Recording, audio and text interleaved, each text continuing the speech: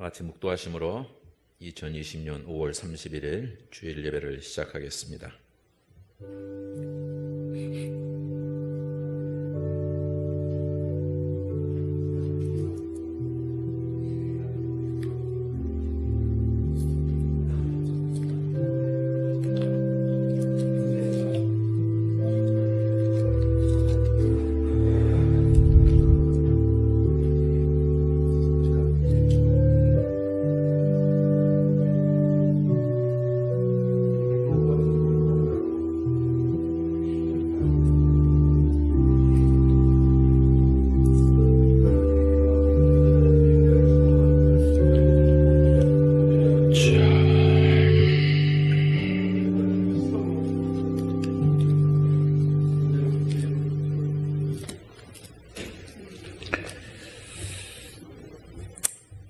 저희를 사랑하시는 하나님 아버지, 오늘도 저희를 불러주셔서 감사합니다.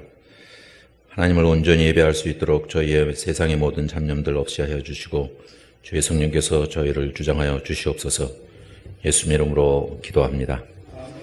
다 같이 일어나셔서 찬송가 78장 부르겠습니다.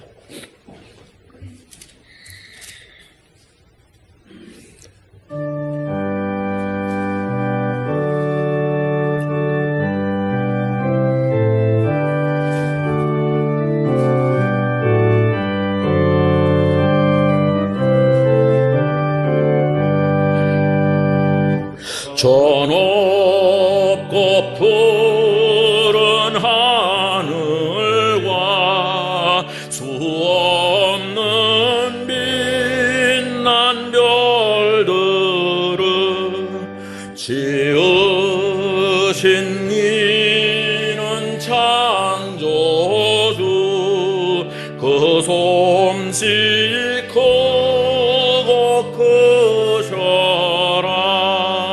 날마다 뜨는 저 태양, 하나님 크신 권능을 만 백성 모두 보라고 만방에 도로 비치네.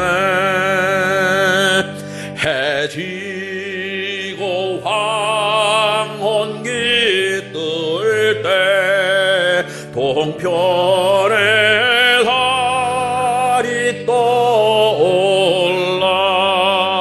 밤마다 귀한 소식을 이 땅에 도로 전하네.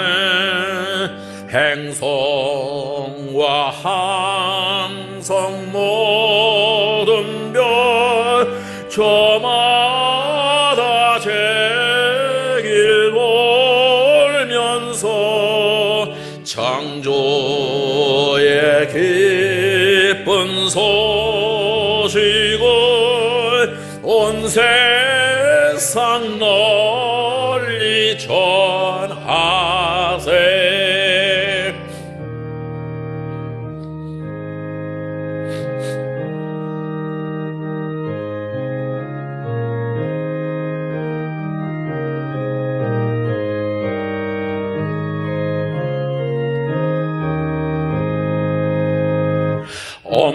엄숙한 침묵 속에서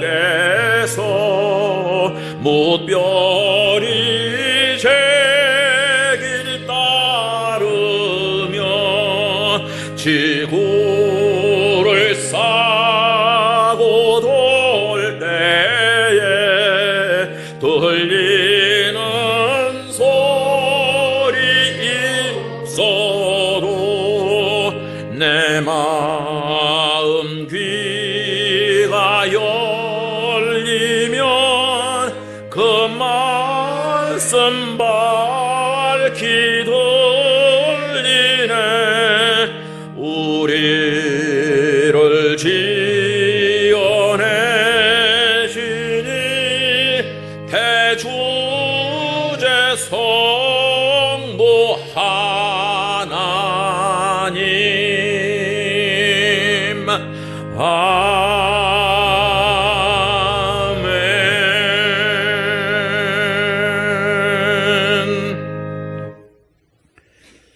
한 주간의 삶을 돌아보면서 하나님 앞에 참회의 기도를 통성으로 잠시 드리겠습니다.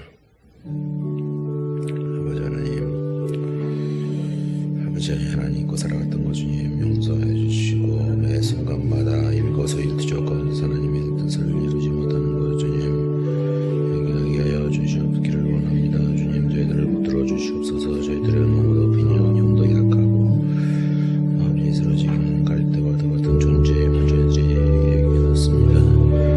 아버지 코로나 바이러스 세상에서로 아버지 성부의 이런 잡던 내다보지 못하는 저희들에게 보며 주님 저희들을 긍휼히 여겨 긍휼을 주님 베풀어 주시옵기를 원합니다. 아버지 하나님 저희들을 붙들어 주시옵소서. 아버지 하나님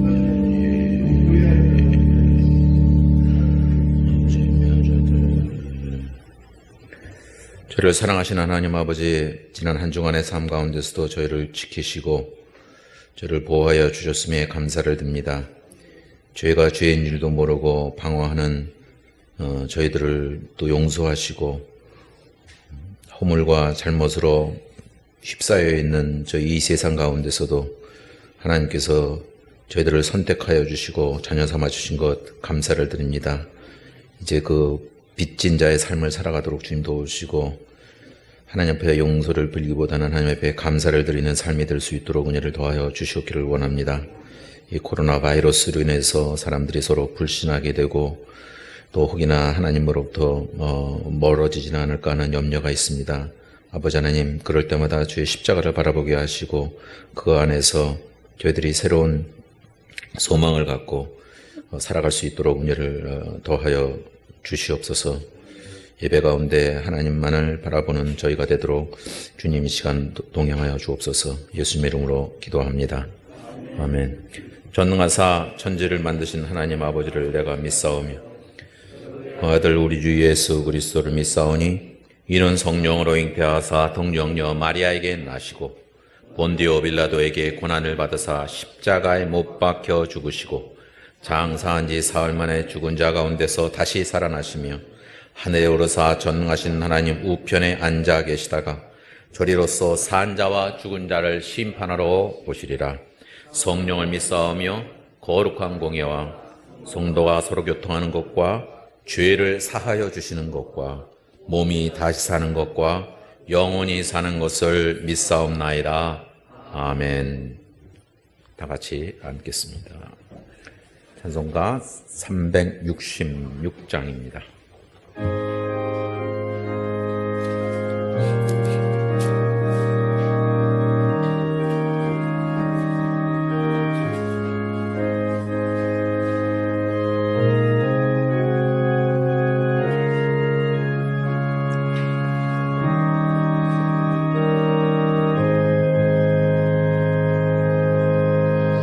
어두운 내 눈 밝히사 진리를 보게 하소서.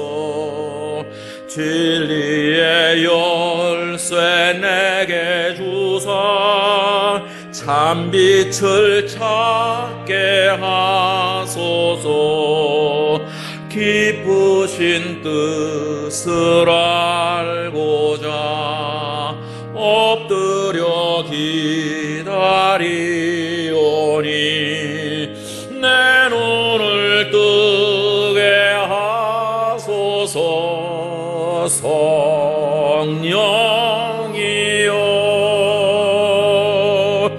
막혀진 내 귀 여시사 주님의 귀한 음성을 이 귀로 밝히 들을 때에 내 기쁨 한량 없겠네.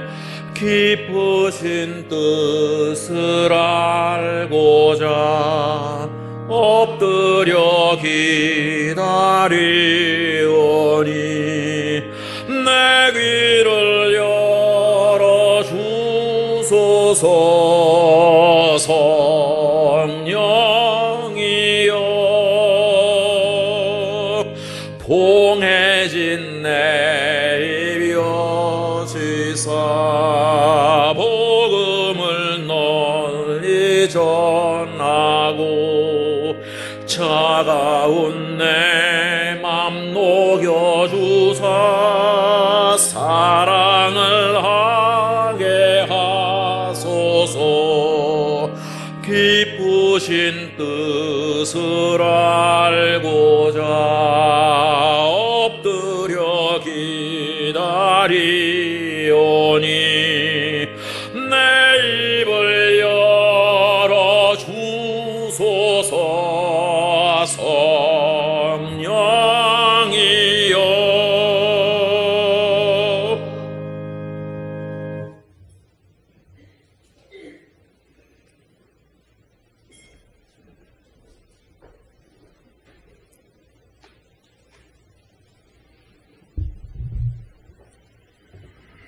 다 같이 기도드리겠습니다. 오늘도 살아계셔서 저희들을 지키시는 사랑의 하나님 아버지, 하나님의 이 은혜와 사랑을 진심으로 감사드립니다. 우리의 삶이 주를 찬양하오니 주의 영광 받으시옵소서. 주의 피로 구속받은 형제 자매들이 한자리에 모여 간격으로 드리는 찬양과 경배를 받으시옵소서. 하나님 자녀들의 위로와 평강이 넘치게 하시고 복받는 귀한 시간 되게 하옵소서. 전능하신 하나님, 아직도 주님을 본받기를 힘겨워하는 저희들을 불쌍히 여기시고 더 깊은 믿음의 체험과 하나님의 말씀을 통한 신앙이 성장하게 하여 주시옵소서.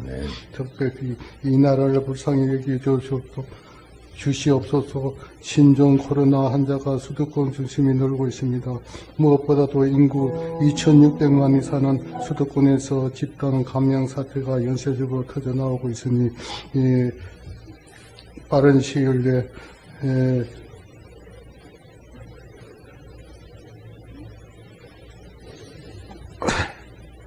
늘고 있으니 빠른 시일에 완전히 소탕하게 하여 주시옵소서.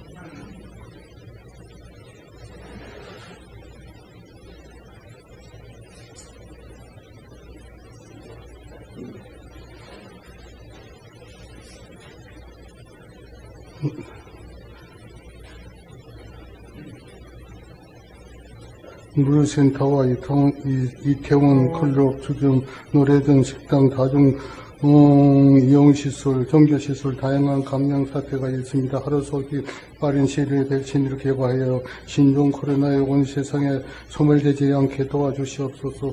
박 목사님의 건강을 속히 회복시켜 주시옵소서. 걸음을 잘 걸을 수 있게 하시고 교회에 출입하여 같이 예배 드릴 수 있게 도와주시고 사모님과 가족과 건강을 지켜 주시옵소서. 한창희 집사님의 건강을 지켜 주시고 항암 치료가 잘 이겨내게 하시고 신장도 지켜 주시옵소서. 부작용 없이 빠른 시일에 완쾌하는 사업이 되게 하여 주시옵소서. 나와서 예배를 같이 들을 수 있게 도와주시옵소서. 김혜영 반주님의 발목 인대를 고쳐주시고 남편의 디스크를 고쳐주시옵소서.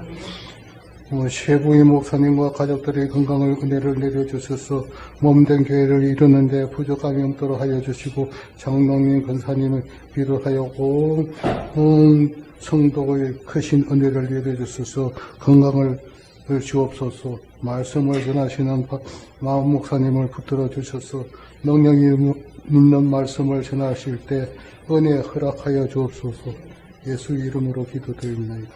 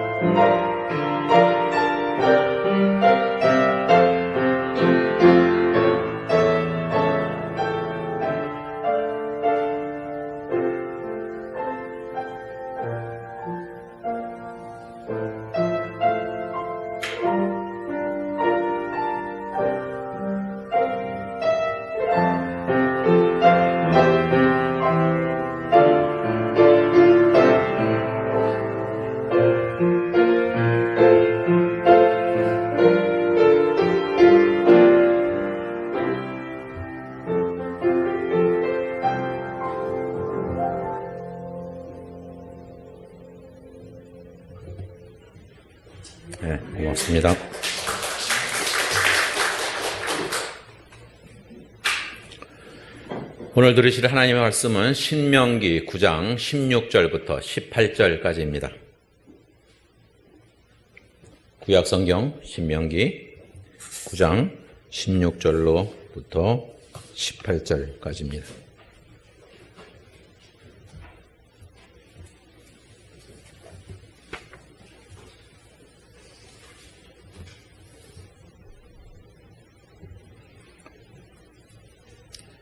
내가 본즉 너희가 너희 하나님 여호와께 범죄하여 자기를 위하여 송아지를 부어 만들어서 여호와께서 명령하신 돌을 빨리 떠났기로 내가 그 두 돌판을 내 두 손으로 들어 던져 너희의 목전에서 깨뜨렸노라.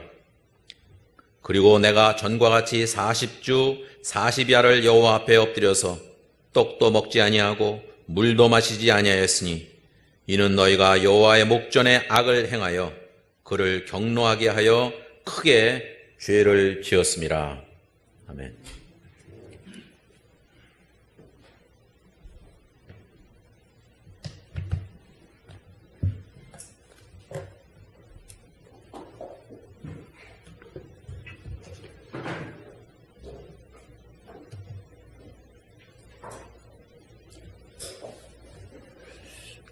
구약성경에서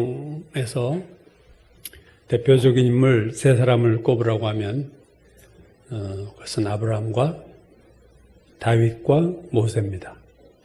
아브라함은 믿음의 조상이요, 다윗은 메시아의 상징이요 또 조상이 되죠. 반면 모세는 율법을 대표하는 인물입니다. 복음서를 보면 모세는 예수님과 비교되는 인물이었어요.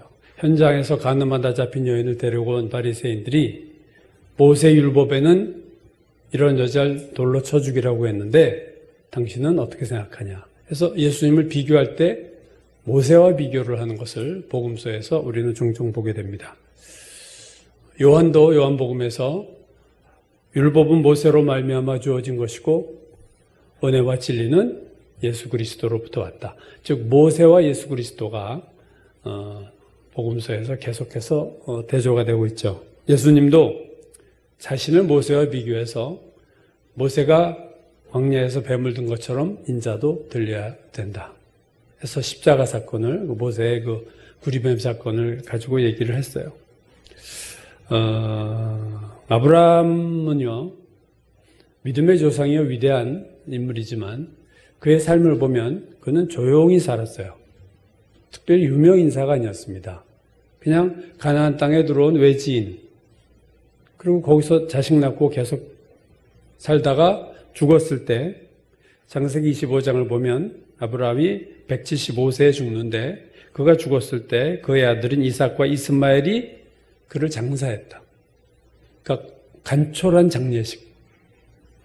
많은 사람들이 모여서 아브라함의 장례에 참여한 그런 장례가 아니라 그냥 가족들만 참석한 조촐한 장례식이었습니다. 그러니까 조용한 죽음이죠, 아브라함은. 그러나 반면 모세는 온 애굽이 다 아는 인물이고 온 이스라엘의 지도자고 가나안에 들어가기 전에 광야에서 수많은 이방 족속들도 모세라는 이름을 알았어요. 그러니까 모세는 이미 그 유명세를 높이던 아브라함과 달리 온 세상의 이름이 널리 퍼졌던 것이 모세였습니다. 이 모세가 왜 위대한 인물인가 하는 것은 성경에서 몇 가지를 얘기하고 있는데 첫 번째는 뭐냐면요. 그는 하나님과 직접 대면한 자입니다. 출애굽기 33장을 보면 금송아지 사건으로 진노하신 하나님에게 모세가 이스라엘 백성을 이제 살려달라고 기도하는 장면이 나오는데 출애굽기 33장 11절이 이렇게 말하고 있어요. 사람이 자기의 친구와 얘기함과 같이 여호와께서는 모세와 대면하여 말씀하셨다. 친구하고 얘기한 것처럼 하나님이 모세와 얘기한 것을 이스라엘 백성이 보는 거죠. 대면했을 뿐 아니라 하나님의 영광을 보여달라고 했을 때 모세가 하나님이 자신의 모습을 보여주세요. 다만 너 얼굴은 보지 못한다. 내 얼굴을 보면 너는 죽어. 그러니까 내 뒷모습만 너에게 보여줄게 하면서 하나님이 아브라함 앞에서 이렇게 지나가시는 장면이 나와요. 대단한 하나님이 자기를 노출시키신 거죠. 누구에게도 그렇게 자기를 보여준 적이 없어요.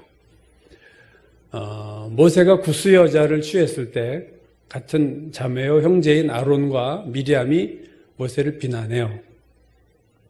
너구만 하나님 말씀하시냐? 우리하고도 하나님 말씀하신다 했을 때 하나님이 세 사람을 나와라 부른 다음에 미리암과 아론에게 뭐라고 얘기하냐면은 너희 중에 선지자가 있으면 내가 환상으로도 나를 알리고 꿈으로도 말하거니와 내 종 모세는 그렇지 아니하니 그는 나와 대면하여 명백히 말하고 은밀한 말로 한 적이 없으며 그는 또 여호와의 형상을 보는 자이거늘 네가 어찌하여 너희가 내 종 모세 비방하기를 두려워하지 않느냐 해가지고 미리암이 그때 문둥병에 걸리죠. 모세도 선지자 중에 하나였어요. 선지자도 하나님의 음성을 듣고 그러나 그것은 다 귀로 듣고 환상으로 보는 거였어요. 아브라함도 하나님을 만났지만 사람으로 나타나신 천사들 또 음성으로 나타나신 하나님만을 접했지 대면한 적은 없단 말이에요. 아브라함도. 오직 모세만이 이 세상에서 유일무이하게 하나님을 대면하고 하나님의 모습을 본 자입니다.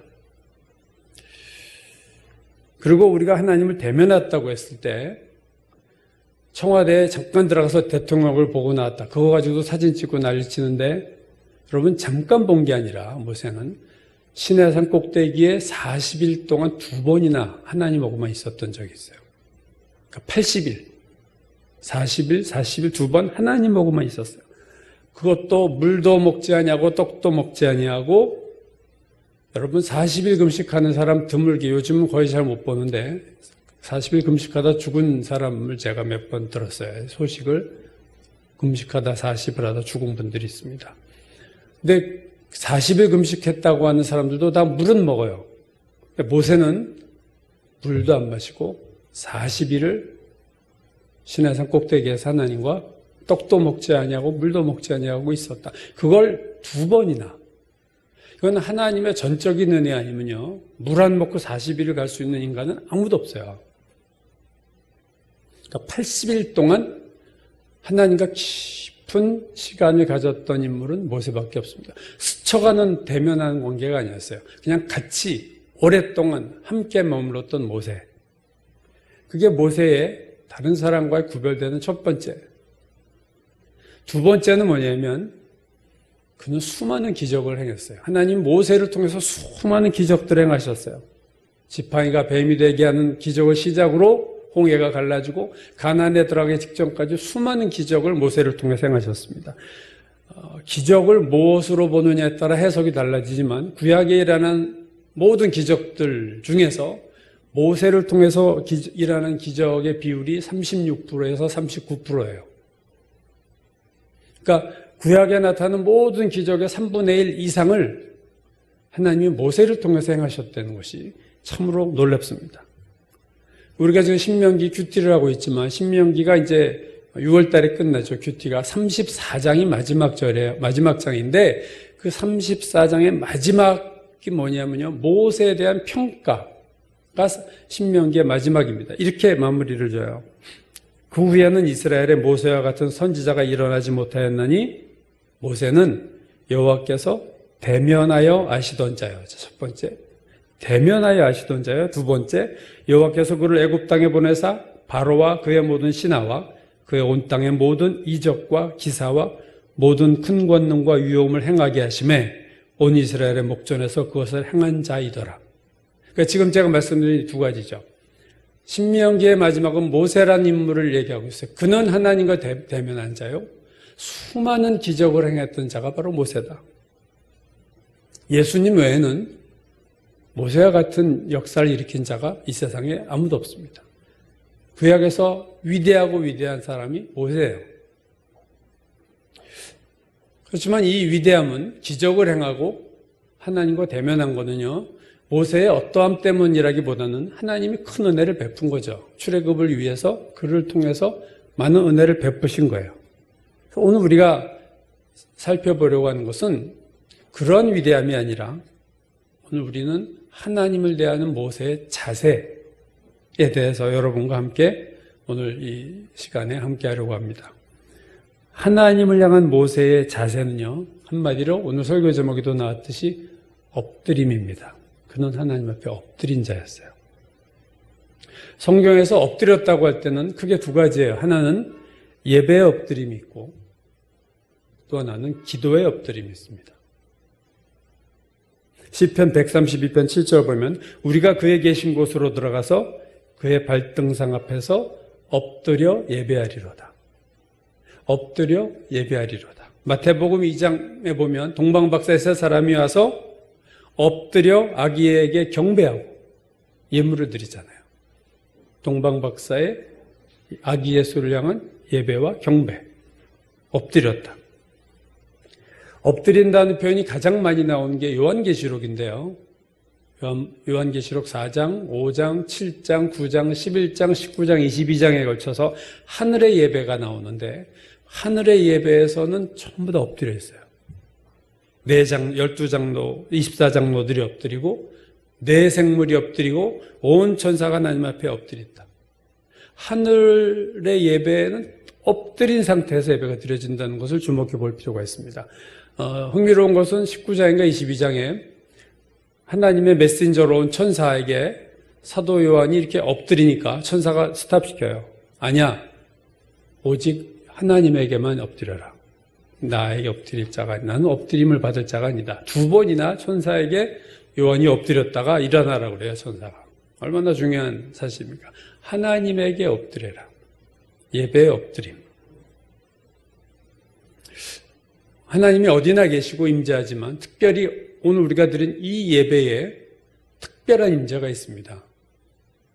그래서 예배의 엎드림은 참으로 중요한 엎드림이에요. 두 번째 엎드림은 이제 기도의 엎드림인데, 기도할 때도 엎드리는데 두 가지 종류의 기도에서 엎드립니다. 하나는 뭐냐면요, 회개입니다. 회개의 엎드림이 있어요.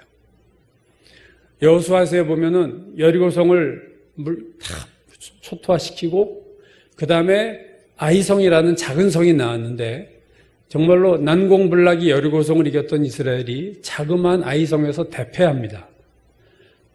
그 실패에 대해서 여호수아가 엎드려서 머리에 티끌을 뒤집어 쓰고 하나님 앞에 회개하는 장면이 나와요. 에스라서 10장, 마지막 10장인데 에스라서는 그 포로 귀환 후에 들어온 이스라엘 백성의 리더죠. 영적 지도자인데 종교개혁을 일으켰던 인물입니다. 바벨론 포로 이후에 돌아온 백성들에게 그때 에스라가 마지막 10장에 보면요, 이 하나님의 성전 앞에 엎드려 울며 기도하며 하여 죄를 자복했다. 그때 온 백성이 같이 크게 통곡했다. 이런 장면이 나와요. 그러니까 회개할 때 엎드려요, 사람. 회개 기도할 때. 또 하나의 기도의 엎드림이 있습니다. 그것은 뭐냐면 간구의 엎드림이 있어요. 내가 뭘 간절히 구할 때 하나님 앞에 엎드립니다. 사무엘하 12장을 보면요, 밧세바와 가늠에서 낳은 아이를 하나님이 병들게 하고 데려가려고 하니까 다윗이 금식을 하면서 밤새도록 업당이 엎드렸다. 간구죠. 이 아들을 살려달라. 그래서 간절히 내가 하나님 앞에 기도할 때 엎드려요. 이 엎드리는 간구의 기도는 특히 복음서에 많이 나옵니다. 효당장 야이로가 자기의 딸 때문에 예수 앞에 발 앞에 엎드려 우리 딸 좀 살려달라. 변화산 밑에서 벙어리 귀신 들린 아들을 위해서 온 아버지가 예수 앞에 엎드려서 우리 아들 살려달라고 기도합니다. 문둥병자가 예수님 발 앞에 엎드려서 내 병을 낫게 해달라고 기도하고 더러운 귀신 들린 딸을 가진 여자가 예수님 앞에 발 앞에 와서 엎드려요. 자신들이 도저히 해결할 수 없는 문제를 만날 때 우리는 엎드리게 됩니다. 하나님 도와주십시오. 하나님 살려주십시오.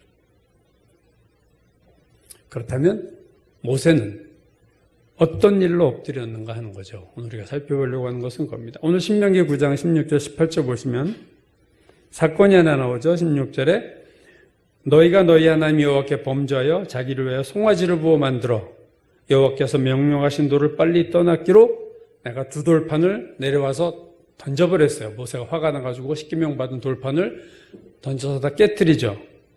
그리고 오늘 18절 그리고 내가 전과 같이 40주 40야를 여호와 앞에 엎드려서 40주야를 여호와 앞에 엎드려서 떡도 먹지 아니하고 물도 마시지 아니하였으니 이는 너희가 여호와의 목전에 악을 행하여 그를 경노하게 하여 크게 죄를 지었습니다. 엎드린 이유가 나오죠. 이스라엘 백성이 금송아지 사건으로 하나님이 정말로 진노하셔서 이 백성을 내가 없애리라 그러셨어요. 모세야 비켜. 내가 이 백성을 다 없애버리고 너한테 새로운 백성을 줄게. 그때 모세가 하나님 앞에 엎드립니다. 하나님 그들을 용서해달라. 모세가 엎드린 것은요, 기도에 엎드리며 간구에 엎드리며요. 살려달라. 그래서 이 모세가 엎드려서 이스라엘 백성이 화를 면해요. 하나님이 그의 말을 들으시고 알았어. 내가 없던 걸로 할게 해서 이 사건이 넘어갑니다. 사실은. 금송아지 사건에만 엎드린 게 아니라 우리가 몇 주 전에 다룬 가데스 바네아에서의 그 이스라엘의 반역 때 민수기 14장 4절 5절 보면요. 이에 서로 말하되 우리가 한 지휘관을 세우고 애굽으로 돌아가자 하매 모세와 아론이 이스라엘 자손의 온 회중 앞에서 엎드린지라. 그때 또 납작 엎드려요. 모세가. 반역할 때, 우상 숭배할 때 모세가 하나님 앞에 엎드렸다. 이 금송아지 사건과 가데스 바네아는 출애굽에서 가장 큰 두 가지 사건 중에 하나예요. 금송아지 만들어서 우상 숭배한 사건과 가데스 바네아에서 반역한 사건은 이스라엘의 패역함을 나타내는 아주 대표적인 두 사건인데 그 사건에서 모세가 엎드렸다 이거죠. 근데 또 엎드린 사건이 있는데 레위의 증손자인 고라와 250 지도자들이 반역한 적이 있습니다. 모세에게. 그들이 모세에게 아론에게 그래요. 너희가 분수에 지나쳐 왜 너희들 스스로 높아지냐? 왜 이렇게 교만해?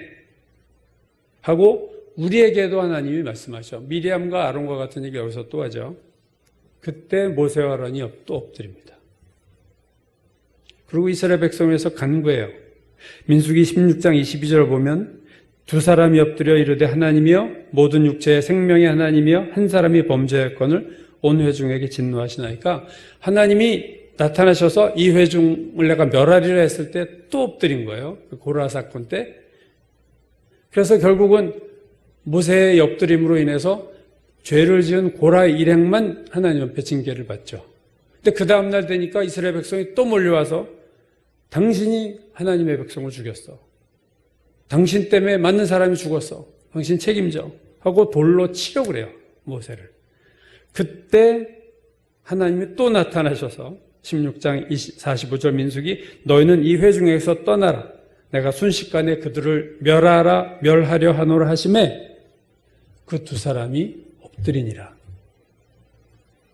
또 엎드려서 결국 전염병이 멈추고 이스라엘 백성이 여기서도 살아남습니다. 가장 어려운 순간에 출애굽 상황에서 어떤 위험한 사건이 터졌을 때 모세가 엎드렸다는 거죠. 한 번 엎드린 사건이 또 한 번 있는데 네 번째 엎드린 거죠. 무리바 물 사건입니다. 민수기 10장이죠. 무리바에 도착했는데 물이 없자 또 모세 아론에게 모여들어서 이스라엘 백성이 이렇게 얘기해요. 차라리 고라 걔네들 죽을 때 우리도 죽었으면 좋을 텐데 왜 이 광야로 인도해서 우리 짐승까지 여기서 죽게 하느냐? 그러자 모세와 아론의 반응은 20장 6절 모세와 아론이 회중 앞을 떠나 회막문에 이르러 엎드리매 여호와의 영광이 나타나신다. 해결책을 주신 거죠. 엎드렸을 때. 그래가지고 반석에게 명하여 물을 내게 하라 했는데 이때는 모세가 정말 화가 났어요. 모세가 이성을 잃었어요. 그래서 막 화가 난 상태에서 반역한 너희여 들으라. 내가 너희를 위하여 이 반석에서 물을 내랴. 그러고 하나님은 반석에게 말로만 하라고 했는데 모세가 혈기죠. 지팡이로 2번을 내리칩니다. 물은 터졌지만 이 사건으로 결국 모세가 가나안에 못 들어가는 계기가 되고 말아요. 그러니까 가데스 바네아 사건으로 출애굽 1세대가 가나안에 못 들어갔다면 무리바 물 사건으로는 모세가 가나안에 못 들어갑니다. 결국 이 원망하는 이스라엘 백성이 자기의 지도자도 못 들어가게 만든 거예요. 어떻게 보면. 성경에서 모세처럼 엎드린 자가 없어요. 가장 많이 하나님 앞에 엎드린 자가 모세입니다. 금송아지 사건 때도 엎드려, 가데스바네에서 엎드려, 고라의 반역 때도 엎드려, 무리바 물사건에서도 엎드리고, 모세는 한마디로 엎드리는 사람, 엎드리는 자예요. 근데 모세의 엎드림은, 앞에서 말한 모세의 엎드림이 기도의 엎드림이죠. 기도하는 거예요, 지금. 또 간구하는 거예요. 그래서 엎드림, 기도의 엎드림, 간구의 엎드림은 맞지만 앞에서에 나온 기도와 간구의 엎드림과 모세의 엎드림은 다릅니다. 여러분, 복음서에 나와서 예수님께 엎드린 자들의 기도가 다 뭐예요? 하나님, 우리 애 살려주세요. 나를 고쳐주세요. 전부 그 기도예요. 엎드린 이유가. 근데 모세가 엎드린 이유는요, 자기를 위해서 엎드린 적이 없어요. 오히려 하나님, 이 백성을 죽일 것이면 하나님의 책에서 제 이름을 빼주세요. 이 기도를 하면서 하나님 앞에 엎드린 자입니다. 내 문제로도 엎드리는 자가 별로 없는 마당에 이스라엘 백성을 위해서 자기 목숨을 내놓고 자기의 이름을 지워달라고 하면서까지 하나님의 엎드린 모세.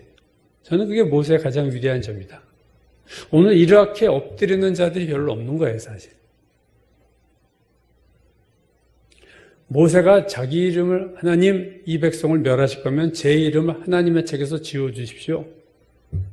여러분, 로마서 9장에 보면 바울이 이스라엘 백성에 대한 얘기를 합니다. 복음이 이방인에게 넘어갔어요.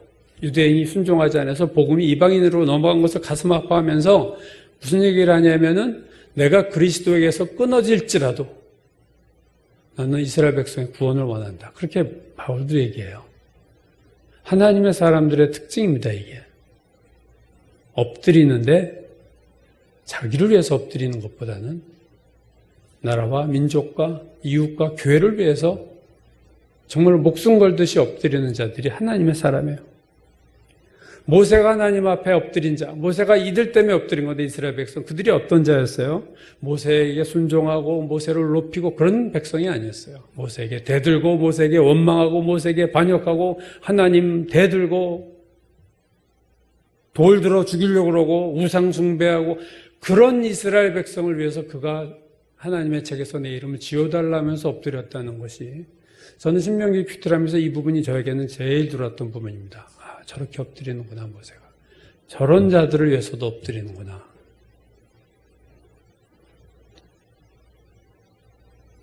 비판하는 건 참 쉽죠. 이스라엘 백성의 문제점을 얘기하는 게 얼마나 쉬워요. 그러나 그런 악한 이스라엘 백성을 위해서 엎드리는 거는요, 하나님 앞에, 그건 정말로 아무나 할 수 있는 일이 아닙니다.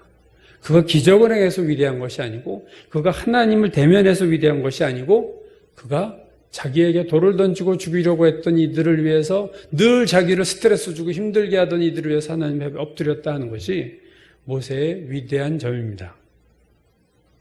여러분, 엎드렸다는 게 무슨 뜻인가요? 엎드렸다는 것의 첫 번째 의미는요, 나를 낮추는 거예요. 엎드렸다는 것은 낮추는 겁니다. 여러분, 제일 낮은 게 땅이에요. 내 몸을 가장 낮은 땅에 붙였다는 것은 나를 극도로 낮추는 거예요. 그게 엎드리는 거예요. 그러니까 나를 낮춥니다 하는 이 몸의 언어, 바디 랭귀지죠. 이게 엎드리는 거예요. 엎드리면 나를 최대로 낮추고 상대방을 최대로 높이는 거예요. 캐톨릭에서 사제 서품식을 할 때 사제 서품 받을 자가 쫙 엎드립니다, 바닥에. 그죠? 여러분, 엎드려서 기도한 적 있으신가요, 한번? 하나님 앞에 엎드렸다는 것은 하나님을 가장 높이고 나는 가장 낮은 자입니다. 이렇게 고백하는 거예요. 이게 예배입니다. 예배 엎드림이 이런 거예요. 예배에서 우리는 하나님만을 높여야 돼요. 그 누구도 높아질 수 없어. 나머지는 다 바닥에 있어야 돼. 옛날에 왕이 지나갈 때 다 바닥에 엎드려요. 고개 들지 않잖아요. 예배 시간에 서 있는 자는 하나님만 서 있으셔야 돼요. 우리는 다 엎드려야 돼요. 우리를 바닥에 깔아야 돼요. 배를 땅에 대야 돼요. 오늘날 우리가 이렇게 앉아서 예배를 드리지만 사실 이 자세 자체는 예배의 자세는 아니죠. 여러분, 앉아있다는 이 자세는요, 중립적인 거예요. 무슨 말이냐면, 이건 내 앉아있는 상태에서 누가 나한테 얘기할 때 그 사람이 윗사람이라고 해서 앉아있는 것도 아니고 아랫사람이라고 해서 앉아있는 것도 아니에요. 내 앞에서 얘기하는 사람이 윗사람이든 아랫사람이든 앉아서 듣습니다. 즉, 높임도 없고 낮춤도 없어요, 앉으면은. 그렇지 않습니까? 그냥 중립적인 거예요. 누가 왔다고 뭐 일어나서 듣지 않잖아요. 강연을 들을 때도 앉아있고 예배를 드릴 때도 앉아있는 거예요. 뭐 앉아있는 게 한두 번이에요. 그래서 오늘 이 앉아서 드리는 예배로 인해 우리 마음 중심이 앉아있는 몸의 중심으로 가면 안 된다는 거죠. 그러기 쉽거든요.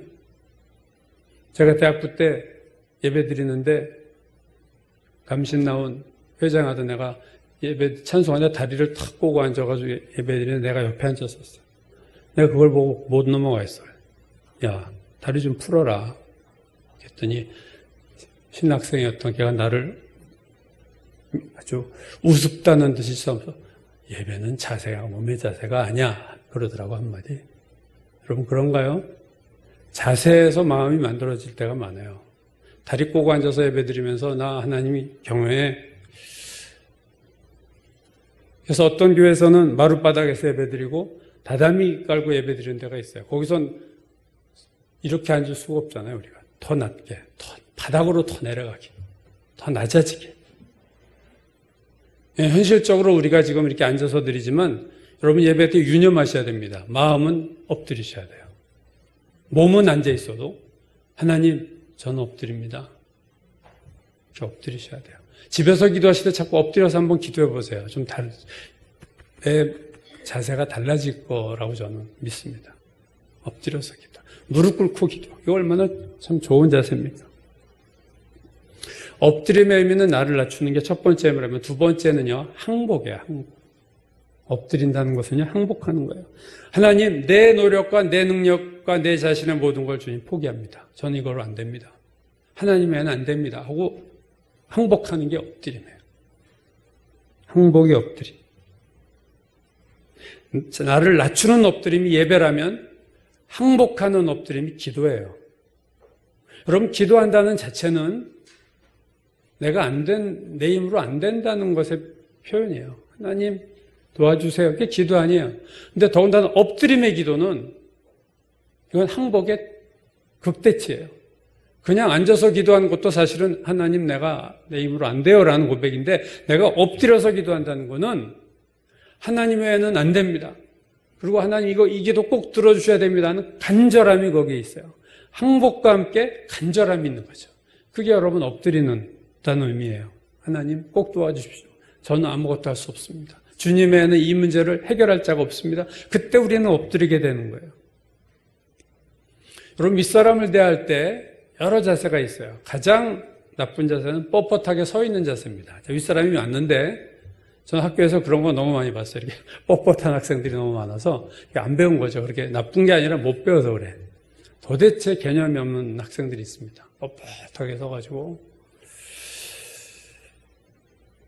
이게 제일 안 좋은 자세예요. 여러분 구약 성경에서 그걸 목이 곧다. 목이 곧은 백성이다. 목이 뻣뻣하다. 이런 개혁한 글에 이렇게 뻣뻣하다, 곧다. 이게 같은 히브리어는 같은 말인데 우리말은 뻣뻣하다로도 나오고 어떤 데는 곧다고 나와요. 출애굽기와 신명기에만 나오는 단어입니다. 7번 나오는데요. 다른 데서 안, 이거 광야 이스라엘 백성의 자세예요.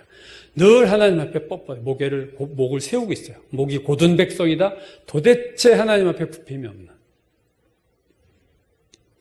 신약의 성경에서는 이 목이 뻣뻣하고 곧다는 게 딱 한 번 나옵니다. 스데반의 설교 중에 스데반이 이스라엘 백성에 대해서 이렇게 얘기해요.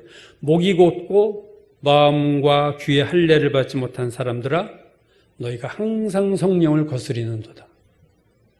목이 뻣뻣한 하나님 앞에 목이 뻣뻣하고 곧은 사람은요 성령을 거스립니다. 이게 제일 안 좋은 자세. 하나님 앞에 제일 안 좋은 자세예요. 근데 조금 자세가 좋아지는 것이 목을 숙이는 거예요. 우리가 목례라고 그러죠. 목례. 이렇게 고개 까딱 윗사람이 지날 때 까딱. 네, 인사는 인사죠. 진중한 건 없어도.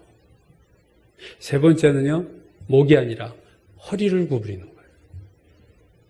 이건 훨씬 더 종교의 의미가 들어가 있어요. 허리를 구부린다. 백화점이나 뭐 이런 은행 가면은 왜 훈련받은 종업원들이 이렇게 다 90도 각도로 허리를 구부리잖아요.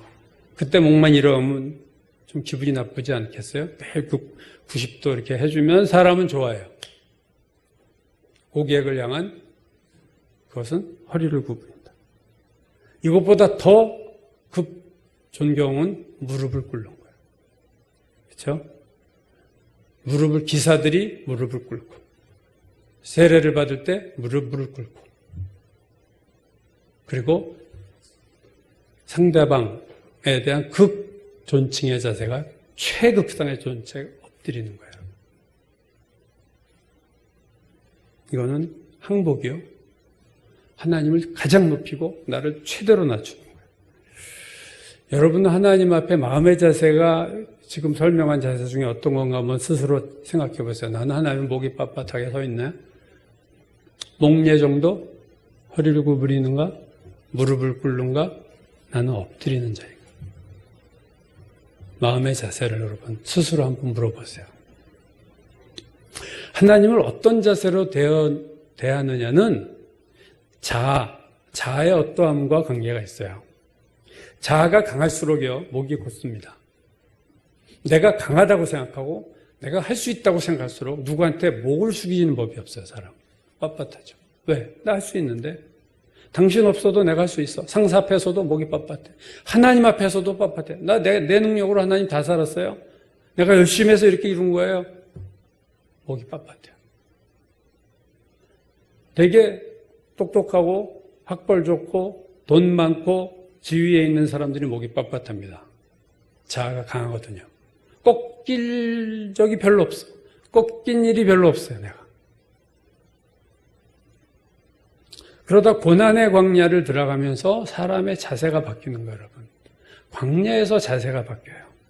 머리를 숙이기 시작하고, 허리를 구부리기 시작하고, 하나님 앞에 무릎을 꿇고, 마지막에는 모세처럼 엎드립니다. 배추 김장하는 과정하고 비슷해요. 배추 밭에서 보면 얼마나 뻣뻣해요. 아주 그냥 뭐 서슬이 시퍼렇지 뭐. 배추, 날배추, 날탕신앙 아주 뻣뻣해요. 그러다가 소금에 절이면요, 이게 부들부들 해져가지고 나중에는 이렇게 휘어도 휘어지고 저렇게도 휘어지고 쫙 뻗어요. 여러분 소금에 절인 간 넣기 전에 이렇게 쌓아놓은 거 보세요. 축 늘어져가지고 엎드려 있잖아, 다 배추들이. 광야에서 훈련받은 사람은 그렇게 다 엎드려 있습니다. 하나님 앞에 엎드려요. 엎드렸다는 거는요, 두 가지를 아는 거예요. 엎드린 자가 아는 건 두 가지입니다. 하나는 참 내가 별 볼 놈 인생이구나. 나는 할 수 있는 게 아무것도 없구나. 그걸 깨닫고, 또 하나는 하나님은 못하실 일이 없는 분이구나를 깨달을 때 우리 하나님 앞에서 엎드리는 거예요. 모세가 엎드리는 자가 됐는데, 모세가 어떻게 엎드리는 자가 됐을까? 이렇게 모세는 무슨 일만 터지면 엎드렸단 말이에요. 지금 우리가 보듯이. 이 엎드림이 어떻게 나왔을까? 민수기 12장 3절이 모세에 대해서 이렇게 말합니다. 이 사람 모세는 온유함이 지면의 모든 사람보다 더하더라. 온유함이 지면의 모든 사람보다 더하다. 공동 번역은 이렇게 표현했어요. 땅 위에 사는 사람 가운데 그만큼 겸손한 사람은 없었다. 땅 위에 사는 사람 가운데 모세처럼 겸손한 사람은 없었다. 모세가 하나님이 진노하셨을 때 이스라엘 백성을 멸하려고 했을 때마다 엎드릴 수 있었던 것은 모세의 온유함 때문입니다. 만약에 모세가 온유한 자가 아니었으면요, 이스라엘 백성은 벌써 죽어도 몇 번 죽었어요. 광야에서 없어졌어도 이미 초반에 다 없어졌어요. 금송아지 사건 때 이미 이스라엘 백성은 날아갔어요. 모세가 엎드렸어요. 온유한 모세 엎드렸어요. 그 온유함과 겸손함은 어디서 만들어졌느냐? 말할 것도 없죠. 미디안 광야 40년 동안 살 동안입니다. 모세가 원래 겸손한 자라고 저는 생각하지 않아요. 애굽의 이집트의 왕자인데, 당시 세계 최강이었던, 지금 미국의 파워보다 더했던 그 권력을 가졌던 애굽의 왕자였는데 그가 온유하고 겸손할 리가 없겠죠. 그러다 잘못 사람 쳐 죽여가지고 미디안 광야로 쫓겨가서 양치면서 40년을 광야에 있으면서 그가 낮아지고 낮아져서 엎드리는 자가 되는 겁니다. 호렙산에서 모세가 처음 하나님 만나는 사건이 나오죠. 가시떨기에 불이 붙었는데 가시떨기가 타질 않아. 이거 이상하다 해가지고 그 가시떨기, 불 붙는 가시떨기로 왔다가 하나님을 대면할 때 하나님이 처음 하신 말이 그거예요. 내 발에 신을 벗으라. 내가 선 곳은 거룩한 곳이다. 그때 그가 신을 벗고 하면 무릎을 꿇었으리라고 저는 생각하는데 그때 하나님을 만나요. 그래서 그때 하나님 뭐라고 그래요? 모세야, 네가 출애굽시켜야 되겠어. 내가 너를 너의 백성 이스라엘을 구원하는 구원자로 보낼게. 그랬더니 모세가 뭐라고 얘기합니까? 저는 안 됩니다. 저 같은 인간이 뭘 해요? 그 말은 뭐예요? 모세가 이미 자기 정체성이 바닥에 있다는 거예요. 내가 아무것도 할 수 없는 자라는 게 이제 자기도 아는 거예요. 40년 동안. 옛날에 40살 때 정말 이스라엘 백성을 구원하려고 할 때는 내가 구원할 거야 했던 모세가 40년 지나고 나서는 난 안 돼. 나는 안 되는 사람이야. 이 정도로 낮아졌어요. 그러자 하나님이 야, 지팡이 잡어. 뱀이 돼. 뱀 꼬리 잡어. 다시 이때부터 기적을 통해서 하나님의 전능함을 보여주시자 모세가 두 가지를 배운 거예요. 광야에서 나의 낮아짐을 배우고 내가 아무것도 아니고 40년 미디안에서 배우고 출애굽을 하면서 하나님의 능력을 보기 시작합니다. 하나님은 엄청나시고 나는 바닥이구나를 할 때 그가 엎드리는 거예요. 아무나 엎드리는 게 아니에요. 하나님 앞에 아무나 엎드릴 수 없습니다. 가끔 엎드릴 수 있어도 모세처럼 사건만 터지면 엎드릴 수는 없어요. 이거는 내가 아무것도 아닌 것을 알고 하나님 놀라우신 능력의 하나님인 걸 아는 자만이 하나님 앞에 엎드려요. 내가 낮은 것만 나른다고 하나님 앞에 엎드리겠어요? 하나님 누군지도 모르는데 엎드리겠어요? 그렇지 않습니다. 오늘 이 시대의 문제는 하나님 앞에 엎드림이 없다. 저는 그렇게 생각해요. 엎드림이 없는 신앙의 시대. 잠깐 목례는 해요, 하나님한테. 잠깐 허리는 굽힙니다. 그러나 무릎 꿇음도 보기 힘들고 엎드림은 희귀해요. 여러분, 우리가 왜 엎드리지 않아요? 주변에 기도할 게 없어서가 아니에요. 이 나라, 교회, 우리의 이웃, 내 문제, 자녀 문제, 얼마나 어려운 문제들이 많아요. 근데도 안 엎드려요. 자아가 살아있어서 그래요. 이게 아직도 하나님 아니면 안 돼. 하나님은 하실 수 있어. 나는 안 돼. 이 생각이 내 머릿속에 없는 거예요. 그러면 안 엎드립니다.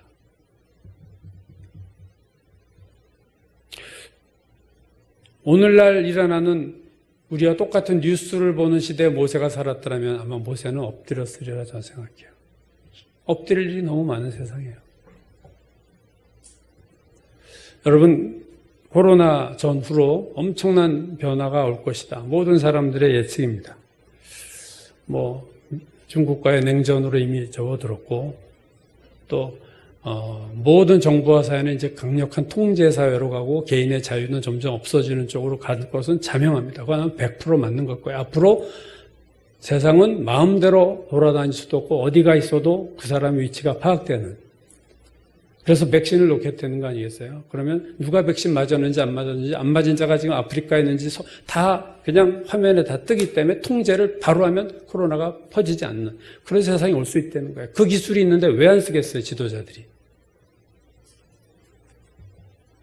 자연적인 재해가 더 많아지고 우리나라도 지진이 최근에 정말로 더 강한 지진들이 나오고 경제적으로 어렵고 영적으로는 더 어려운 시대가 접어들었고 우리의 자녀들과 손자, 손주들이 이 세상에서 살아야 돼요. 그런 세상에서 우리는 잠깐 살다 갈지 몰라도 그들은 정말로 힘든 세상을 살합니다.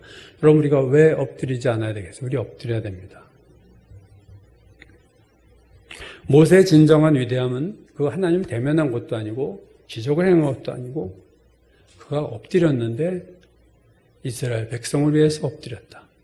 그게 모세의 위대함입니다. 마태복음 4장을 보면 마귀가 예수님을 광야에서 시험할 때 온 천하만국과 그 영광을 보여주면서 예수님께 이렇게 유혹했어요. 만일 내가 내게 엎드려 경배하면 이 모든 것을 주리라. 나한테 절해. 엎드려 절하면 내가 이걸 줄게 했을 때 예수께서 말씀으로 물리치셨을 때 그 말씀은 이거였어요. 기록되었을 때 주 너의 하나님께 경배하고 다만 그를 섬기라 하였느니라. 마땅히 엎드려야 될 자가 한 분 있어요. 다른 데는 엎드리면 안 됩니다. 천사도 아니고 마귀는 물론 아니죠. 그게 하나님이에요, 여러분.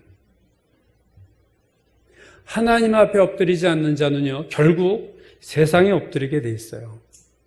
하나님에게 절하지 않는 자는 세상에 절하게 돼 있습니다. 세상에서는 예수님 말씀은 두 주인밖에 없어요. 예수님이 말씀하셨어요. 한 사람이 두 주인을 섬기지 못할 것이니 혹 이를 미워하고 저를 사랑하거나 혹 이를 중히 여기고 저를 경히 여김이라. 너희가 하나님과 재물을 겸하여 섬길 수 없다. 너희 주인은 하나밖에 될 수 없어. 너희 주인이 재물이냐 나냐. 여러분 누구에게 엎드립니까? 이 시대는 모든 사람들이 돈에 엎드리는 시대가 됐어요. 전부 돈에 엎드립니다. 돈으로 안 되는 게 없어요, 지금. 돈 없으면 또 정치도 안 되고, 뭐 뒤에서 돌아가는 거 스탑돼요. 모든 게 스탑돼요. 돈이라는 우상에게 다 절하는 세상이 됐고, 교회조차도 이러한 풍조가 들어와서 교회 안에도 돈에 대한 우상 숭배가 교회 안에도 얼마나 많은지 모릅니다.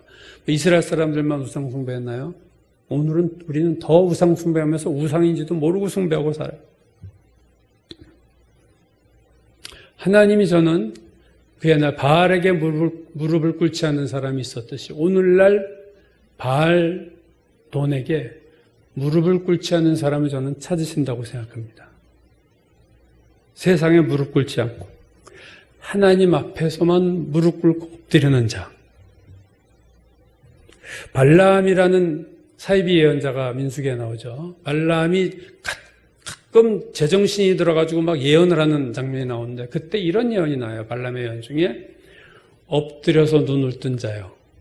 자기 얘기하는 건데 엎드려서 눈을 뜬 자요 하면서 무슨 예언이 나오냐면 야곱에게서 한 별이 일어날 거다. 이 메시아 예언을 발라암이 합니다. 사이비 예언자가 하나님의 영이 임하니까 엎드려서 눈을 뜬 자가 말하기를 야곱에게서 한 별이 나오며 아무도 예언하지 못했던 그 예언을 해요. 엎드려서 눈을 뜬 자, 참 의미 있어요. 눈을 뜬 자가 엎드릴 수도 있지만 엎드렸을 때 정말로 눈이 열리는 거죠. 오늘 찬송가가 뭐였어요? 기쁘신 뜻을 알고자 엎드려 기도하오니 내 눈을 열어주소서 성령이요. 여러분, 엎드리는 연습을 해야 됩니다. 이 나라를 위해서 엎드려야 돼요. 이 나라가 참 어려운 상황 속에 우리가 생각하는 것보다 훨씬 더 어려운 상황 속에 있습니다. 나라를 위해서 엎드리셔야 되고 여러분의 자녀의 인생을 위해서 엎드리셔야 돼요. 여러분의 남은 삶을 위해서 엎드리셔야 돼요. 하나님의 종들을 위해서 엎드리셔야 돼요. 교우들 위해서도 엎드리셔야 돼요. 모세를 보세요, 모세. 엎드리는 자. 하나님의 나라와 의를 위해서 엎드리는 자. 그게 모세예요. 오늘 우리가 무릎을 꿇고 엎드릴 때 진정한 영적인 예배가 회복되고 기도의 역사가 일어나며 하나님이 우리에게 진정한 부흥을 주실 줄로 믿습니다. 기도하겠습니다. 아버지 하나님, 우리가 주님 앞에 너무 뻣뻣했습니다. 목이 곧았습니다. 목례만 하고 살았습니다. 기껏해야 가끔 허리만 굽히고 살았습니다. 이제 주님 무릎 꿇기를 원하고 이제 주 앞에 엎드리기 원합니다. 모세처럼 내 문제가 아니더라도 하나님 앞에 엎드리는 하나님의 사람이 되기를 원합니다. 하나님의 종들이 되기를 원합니다. 우리를 불쌍히 여겨주시고 우리를 도와주시고 우리로 엎드렸을 때 우리의 눈이 열리며 영의 눈이 열리며 하나님의 임재가 느껴지는 놀라운 축복의 예배와 기도가 되게 역사하여 주옵소서. 예수님의 이름 받들어 기도드렸습니다. 아멘.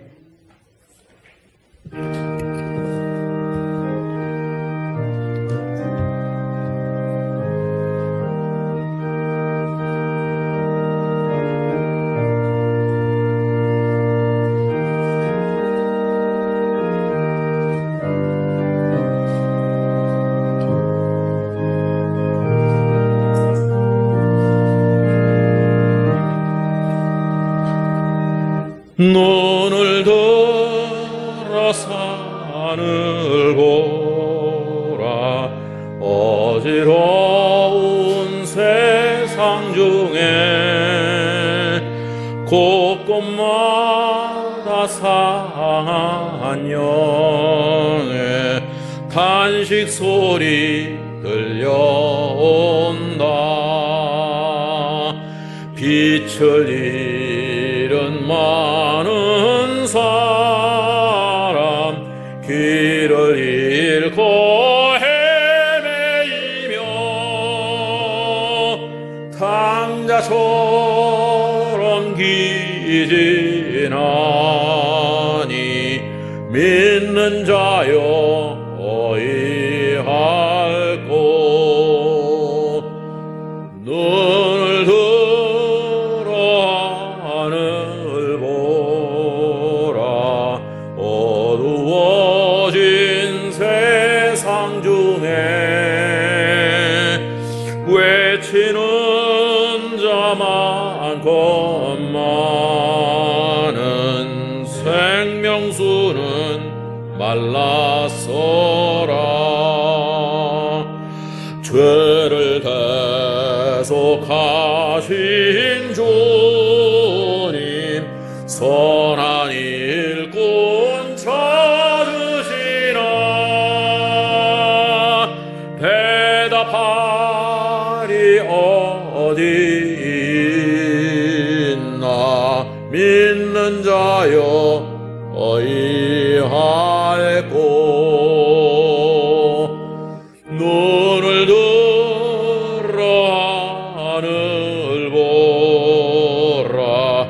살아계신 주 하나님,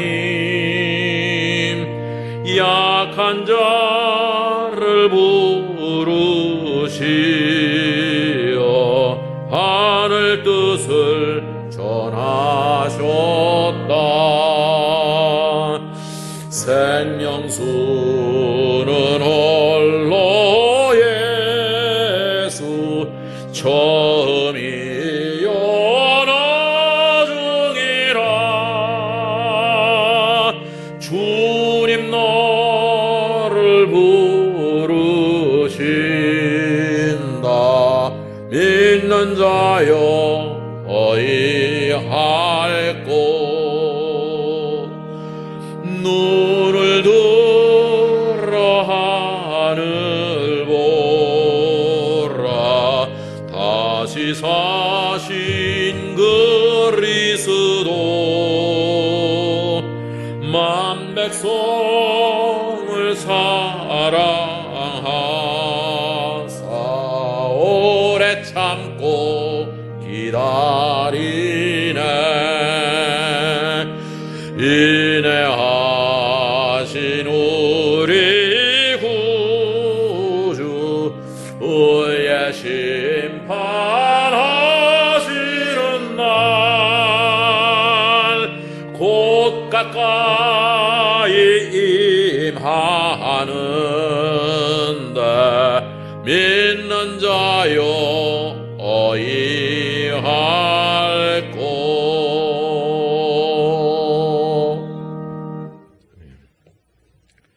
기도하겠습니다.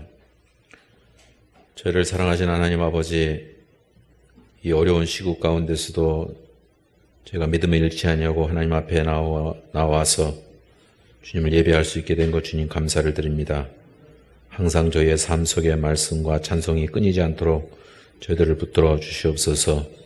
특별히 이 어려운 기간에 경제적으로 어렵고 또 여러 가지로 힘든 상황에 있는 가운데서도 하나님께 예물을 드리는 하나님의 백성들을 주님께서 흠양하시고, 또한 저들이 궁핍함이 사라질 수 있도록 하나님께서 특별한 은혜와 사랑을 베풀어 주시옵기를 원합니다. 물질로 인해서 시험에 들지 않도록 하나님 지켜주시고, 항상 저희가 마음과 정성을 다해서 하나님께 드릴 수 있도록 은혜를 베풀어 주옵소서. 세상에서 원하는 것, 또한 필요한 것들도 많지만 우선 하나님 나라를 생각하며 이 땅을 살아갈 수 있도록 저희들을 붙들어 주시옵소서. 예수 이름으로 기도합니다. 아멘.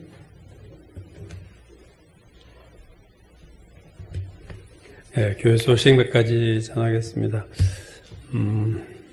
하여튼 코로나가 안심할 수 없는 상황이기 때문에 여러분 예배 때 규칙을 잘 지켜주시고 그 정수현 집사님 가져왔어요? 이렇게 쏘는 거? 다음 주부터는 쏠 수 있겠네. 체온 측정? 네, 다음 주부터는 체온 측정도 하겠습니다. 그리고 노트 하나 마련 좀 해주시면 거기다 이제 쓰게 또 오시는 분들 이름 쓰고 특별히 이제 처음 오는 분이 있을 때는 꼭 전화번호까지 써 주셔야 될 거예요. 그래서 우리가 우리를 지켜야 예배가 계속될 수 있기 때문에 다 유의해 주시기 바라겠습니다. 네, 박 목사님 좋아지시고 있습니다. 기도해 주시고 한창희 집사님 계속되는 이제 투약인데 기도해 주시고 또 우리 반주자님도 카톡에서 올렸지만 괜찮으세요 지금? 오른발? 예, 인대가 늘어나셨는데 또 허리 디스크 시술도 하셨는데 남편 되는 분 기도해 주시고 김연아 교육사도 좀 열이 나고 두통이 있어서 오늘 스스로 조심하려고 오늘 못 나왔답니다. 그래서 위해서 기도해 주시기 바라겠습니다. 오늘 또 성집사님 가정 손주 100일 아니야지 돌이지 돌이지 100일인가? 오라리가 아라리 내가 돌인가요? 난 또 벌써 1년 된 줄 알았어. 맞아. 제가 시간 감각이 없습니다. 예, 우리 100일 떡을 해오셨어요. 그래서 여러분 갔을 때 가져가시고 드시기 바라겠습니다. 생명의 삶이 이제 6월달 신명기가 끝나고요. 시편 이렇게 나눠서 들어가죠. 생명의 삶이 또 일부분이 나오는데 시편 그것이 6월입니다. 여러분 규태 잘 하시기 바라고요. 거기 7월달 기도 명단도 참고해 주시기 바라겠습니다. 예, 코로나를 위해서 또 북한의 급변한 상황이 벌어질 때 하나님 한반도가 어떻게 될지 중국과 미국이 핵무기를 가지고 아마 쟁탈전이 벌어지고 난리가 날 텐데요. 그때 어떻게 될지 우리 아무도 알 수 없고요. 내일 일을 모르고 김정은이 어떻게 내일 될지 알 수 없고 그때 중국과 미국이 다 시나리오를 가지고 있는데 한반도에 대한 우리 남한의 입장은 별로 고려되지 않았을 겁니다. 여러분 이 나라를 위해서 더 기도해 주시고 탄자니아뿐 아니라 아프리카에 위해서 코로나로 인해서 아프리카가 힘들지 않게 또 두 선교사님 또 하늘꿈학교 수업 시작된 아이들 탈북자 아이들 하여튼 그들 위해서도 기도해 주시고 저희 교회 목회자들을 위해서 오늘 특별히 기도 좀 부탁드리고요. 김주자 원사님 가정 기도할 차례입니다. 원사님과 세 자녀 가정 또 우리 정민이 위해서 또 귀한 하나님의 비전으로 축복받게 기도해 주시고 한창희 집사님, 박 목사님, 김혜영 반주자 교육사 이렇게 기도를 우리 통성으로 잠깐 하겠습니다.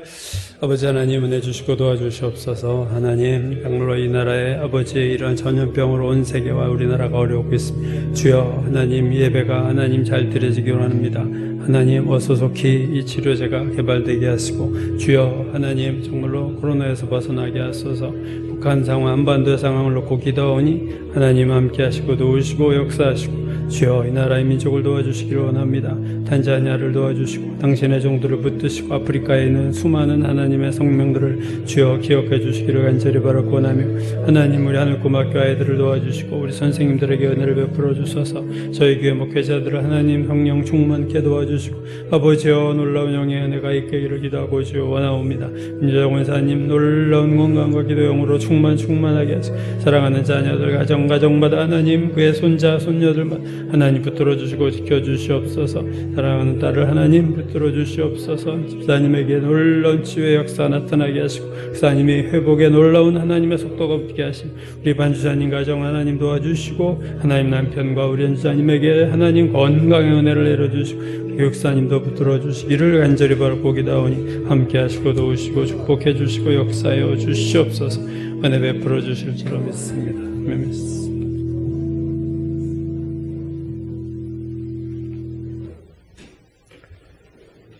다 같이 일어나셔서 찬송가 516장 부르시고 축도함으로 예배를 마치겠습니다.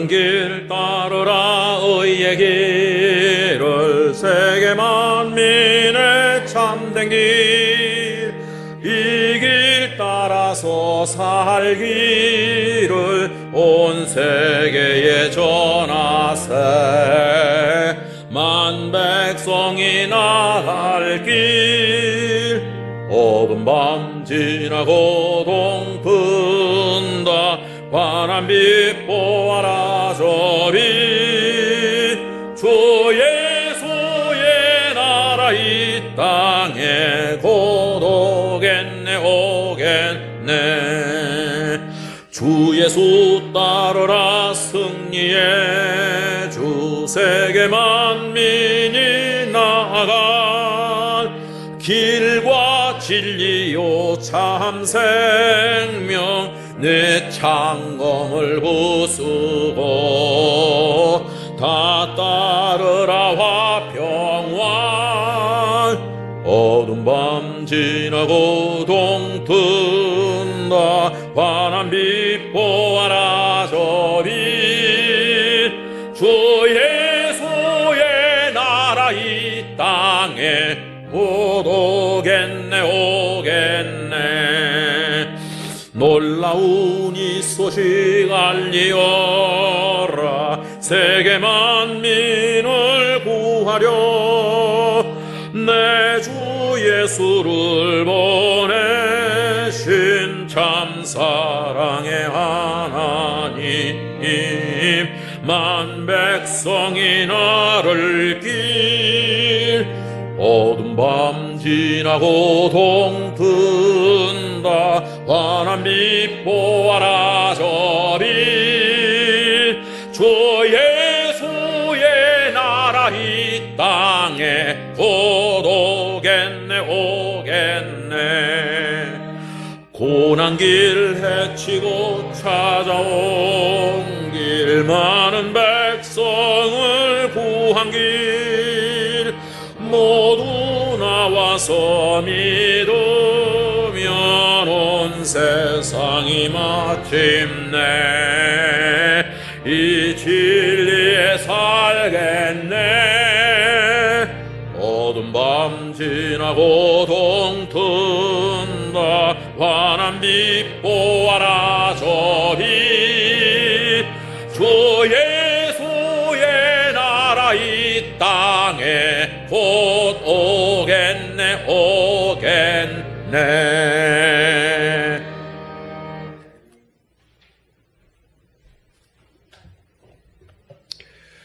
눈을 들어 하늘을 보라고 했습니다. 주님 영의 눈이 열려서 엎드린 자가 눈을 뜨리라 하셨으니 우리가 주 앞에 엎드림으로 열리는 영의 세계를 보게 하시고 단식하지 않을 수 없고 정말로 기도하지 않을 수 없는 이 세대 가운데에서 믿는 자의 어이할고 하나님 엎드린 것 외에 방법이 없는 줄 알고 주님 우리가 엎드리기 원합니다.